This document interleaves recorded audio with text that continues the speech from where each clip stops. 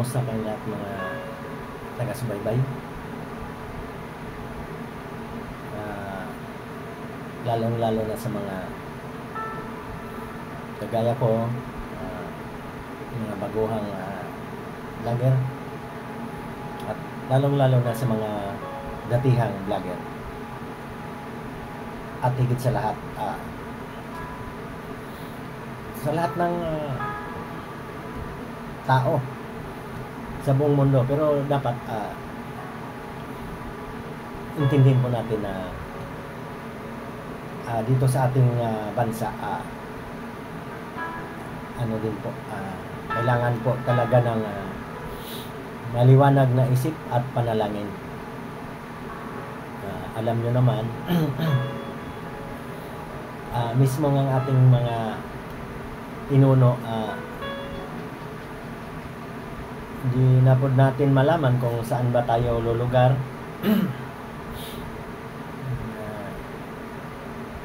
Para bang pag maliit, pag mahirap, para bang wala ka ng kakayanan na magsalita,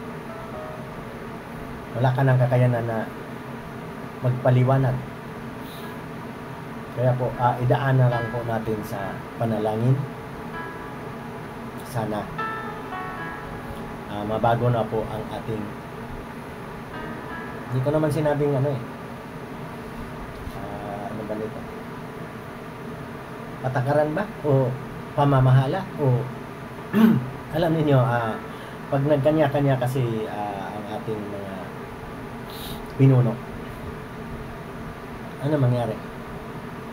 Tayong ordinaryong mamamayan ang piktado.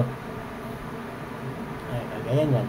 Kaya po, dapat po tayong mga ordinaryong mamamayan,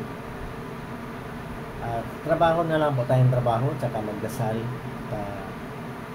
Hayaan po natin na sila na lang po ang bahala sa kanila.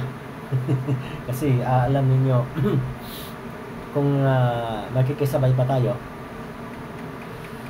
lalo nga lang mangyari. Ito, babanggitin ko lang po, napaka-importante po ito. Alam po ninyo, hindi naman lingid sa ating kalaman lahat. Ngayon,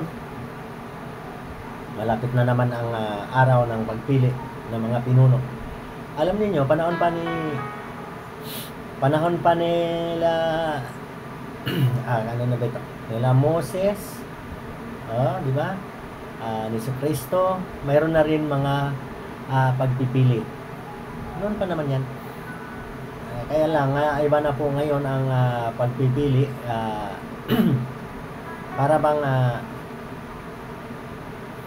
pag sila'y nalagay na doon, kanina na lang ang iniisip. Wala na pong ibang iniintindi kundi kolektahin ang ating mga kontribusyon. Noon pa naman yan, kontribusyon. Ibig sabihin, saan ba nanggaling ang pundo ng ating kaban ng bayan. Alam nyo, dahan-dahan kayo sa pagbablog. Huwag kayong magbanggit-banggit kasi ano po yan, ano na po ngayon, mahigpit. Ito po yan, bilang tayong mamamayan, piliin po natin na mabuti. Huwag po tayong padadala, lalong-lalo na yung mga araw ngayon ng suyuan, sinusuyo tayo. Ito ang gagawin ko pag ako nakaupo. Pero lahat na lang nga, paulit-ulit, tumanda na ako. Lahat ng sinasabi, pag kinuwenta natin, lahat ng kung umunlad man, nanggagaling sa atin. Ibig sabihin, gabay lang yan sila. Ang nangyayari kasi sa atin, mga kaibigan, pag nakapili na tayo, masyado na tayong umasa na aasinso ang buhay natin. Kaya kung minsan yung iba, dahil hard talaga, papatay yung trabaho niya, napabayaan. Importante po yung trabaho. Kasi po ang ating mga leader, wala naman na kukolekta lang yan ng ating mga bakit? Buwis, bakit natin bakit? Ay, gumagawa ng budget dyan, wala pang pera. Kukolektahin pa lang ng buwis natin. Tapos, mangutang pa. Ayan po ang pagkatandaan natin, lubog na po sa utang tayo. Diba po, kunting magkano na, kinakwenta-kwenta yan kung magkano ng utang ng ating bawat apo. Kaya nasa ating kamay talaga ang pagdarasal, pagsisikap para yumaman ang lahat. Kasi kung ganyan ang ating kaban na walang laman, laging mangungutang, sangla na lahat. Kaya tayo pinapautang, mayaman kasing ating bansa. Ngayon, dito na naman tayo sa yaman. Magsasaka po,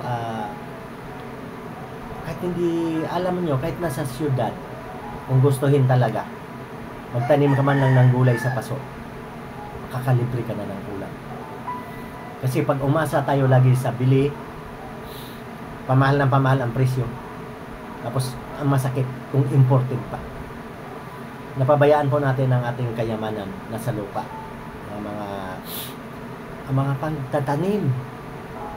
Napakasakit na ang ating lupa napakataba tapos i-imported. Walang pinaplano kung hindi mag-i-import. Ano kung hindi mag-import? Di magutom. Kulang eh. Kulang, di ba? Hindi ko naman masisi yung mag-i-import. Kulang.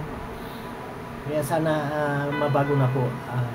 Yan po ang ating gagawin, mga kababayan. Hindi po kaya ng leader natin yan na kung sila lang. Tayo. Kunti lang yan naka-leader eh. Mas marami yung ordinaryo, yung tayo. Sila, leader lang yan. Kung umasa tayo lahat doon, masakit pa dyan. Kung minsan, kung may ayuda, ayaw na magsipag. Talagang wala. Di bali tayo, lalo na ako, matanda na eh. Pero nag-alala ako sa susunod na mga henerasyon. Ano pa huli ang lahat? Nandiyan pa naman, ang daming nakatiwangwang na lupa eh. Dapat mataniman ko. Sige, ganito na lang.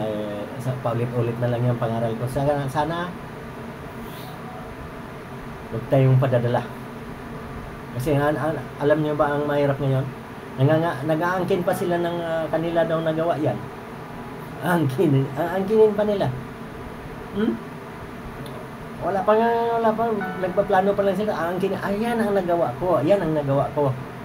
At gusto nyo bang ipagpatuloy? Paikutin pa tayo. Nasa ating mga kamay pagdarasal. Nasa atin din ang karapatan na magpili kung sinong pwedeng ilagay natin. Nakita natin na mabait, hindi pa kitang tao lang. Sige, dito na lang. Lagi lang tayo manalangin. May awa ang Diyos. Pagpalain.